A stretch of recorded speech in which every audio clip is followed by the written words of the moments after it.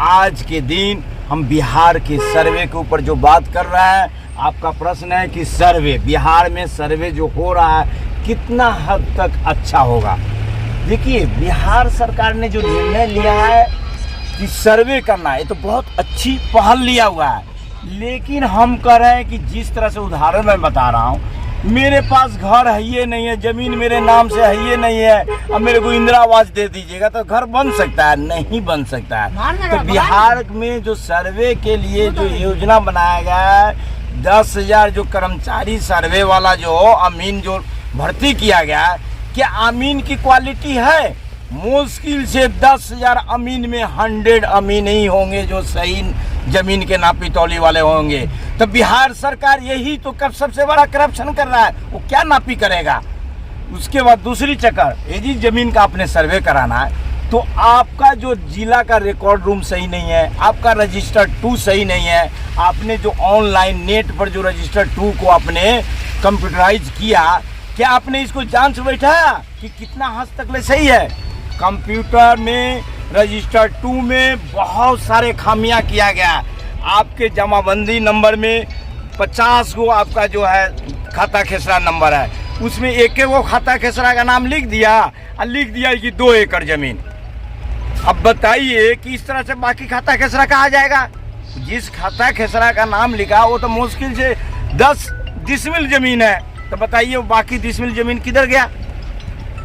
तो इसी तरह से सबसे पहली बात, बिहार सरकार में जिला के रिकॉर्ड रूम में जो खतियान है, कई लोगों को खतियान नहीं मिल रहा है। उसके बाद जो कर्मचारी है, दाखिल खारिज किसके नाम से सही होना चाहिए, फर्जी दाखिल खारिज काफ़ी हुआ है, जो कि आपको नहीं, बिहार के सभी लोगों को पता है, बिहार के मुख्यमंत्री को भी पता है, सचिवालय में भी पता है कि करप्शन होगा।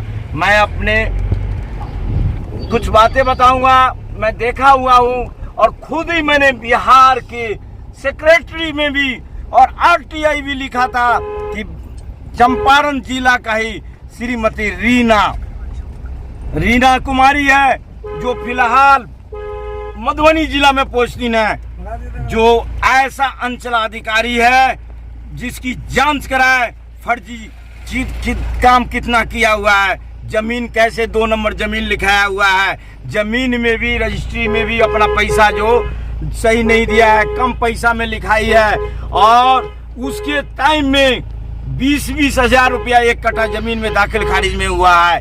उसकी जांच कराइए। अब पैसा नहीं दीजिएगा, आपकी जमीन का जो दाखिल खारिज क्या होगा, सही नहीं होगा, और चक्कर काटते रहिए। DCLRR तो उसको पटना दे कहीं भी चक्कर काटिए, और इस तरह से जो गदर हो रहा है तो आपका ना दाखिल खारिज का प्रोसीजर सही है। तो सर्वे क्या कीजिए, सर्वे करने से पहले आप पूरे ज़मीन को हर जगह नापी कराइए। जब 10,000 11,000 आपने कर्मचारी लिया है, सरकारी है, तो बैठ के पेमेंट लेगा, पूरे लोगों को नापी कराइए।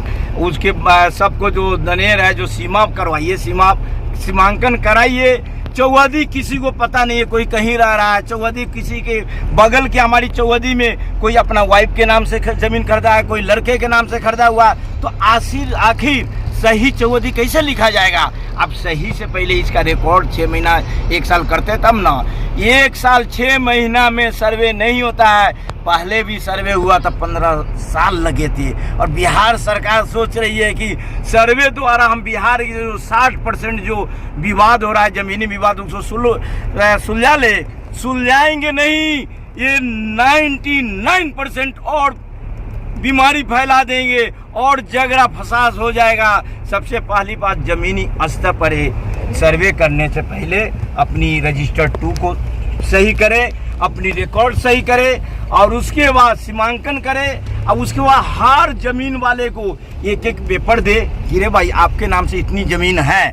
अब इसके ऊपर आपको नो ऑब्जेक्शन सर्टिफिकेट है, कुछ है तब लिखित में स्टैम्प पेपर पर दीजिए कि हमारे पास तो इतना ज़मीन है, लेकिन हमारे नाम पर 10 डिसमिल ज़्यादा ज़मीन है, या हमारे पास 2 एकड़ ज़मीन है जिसमें से हमने 1 एकड़ तो ज़मीन बेचिए दिया है, अगला ने दाखिल खारिज नहीं कराया। वो तो अपना सेल्फ डिपेंडेंट करेगा, सेल्फ अपना एफिडेविट देगा।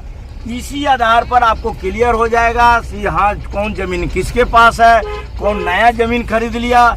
इस तरह से कई बातों को उजागर हो जाएगा, लोगों में हंगामा मच जाएगा। अब गांव में जाके गांवों के लोगों का व्यू लेंगे और आपको बताएंगे कि सर्वे द्वारा क्या क्या परेशानी होगा। तो अगला आपको हम गांव में जाके लोगों को, किसानों से पूछ के आपको बताएंगे।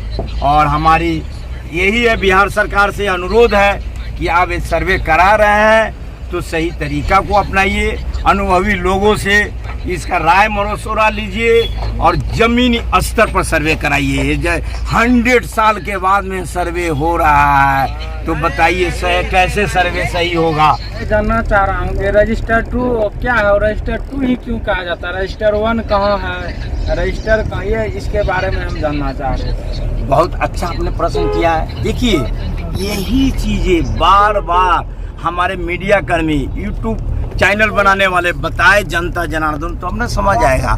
रजिस्टर 2 और रजिस्टर 1, रजिस्टर 1 आपका जो खतियान में जिसके नाम से खतियान होता है उसे हम रजिस्टर 1 कहते हैं, जो जिला के रिकॉर्ड रूम में होता है और कर्मचारी भी उसका रखता है। तो रजिस्टर 2 में जैसे आप कोई ज़मीन आपने खरीदा बेचा तो आपके रजिस्टर 2 में से जो रजिस्टर 1 में जितनी ज़मीन है रजिस्टर 2 में घट जाएगा और माइनस प्लस हो जाएगा कि आपकी ज़मीन में से इतना ज़मीन इनके पास चला गया। और रजिस्टर 2 में नया जमाबंदी नंबर आपको मिल जाएगा कि आपने ये ज़मीन खरीदा है। इसीलिए रजिस्टर 2 में होता है अप टू डेट कि किसके पास कौन ज़मीन है, ये रजिस्टर 2 में अप टू डेट होता है, जिससे आप खाता और खेसरा नंबर डाल के किसी भी कंप्यूटर पर ऑनलाइन द्वारा अपना रसीद निकाल सकते हैं।